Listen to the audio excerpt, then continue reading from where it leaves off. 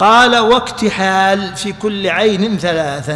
الاكتحال سنة، وجاء فيها حديث عن النبي صلى الله عليه وسلم أنه كان يكتحل عند النوم في كل عين 3، وإسناده ضعيف، بل قال بعض العلماء ضعيف جدا.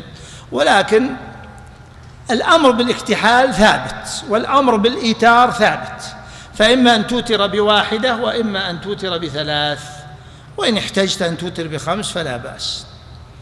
وهي سنة مهجورة الآن، الاكتحال بالنسبة للرجل سنة مهجورة لا تكاد تفعل. فالاكتحال جيد وينبغي الحرص عليه، ولكن إذا كان شابا أمرد فلا يكتحل، لأن هذا فتنة، ودرء المفاسد مقدم على جلب المصالح.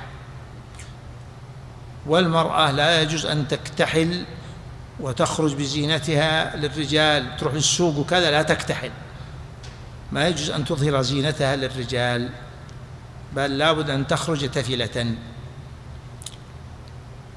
وأفضل الكحل هو الكحل الطبيعي طبعا، أما الكحل الصناعي فيعني إذا كان ما في مضرة فلا بأس. أما كحل اللون هذا ليس مرادا هنا، اللي هو قلم يسمونه، هذا ليس المراد، هذا تقليد على التكحل، ما على الكحل، عفوا على الاكتحال، يعني ليس كحلا. هذا مثل المكياج اللي تحطه النسوان، إن لا، المراد بالكحل أمران: المراد التجمل، والمراد تقوية البصر. لكن بعضهم يقول لا يكاد يوجد الآن كحل طبيعي 100%، كثير منه مغشوش، الله أعلم، بعض الناس يقول كذا.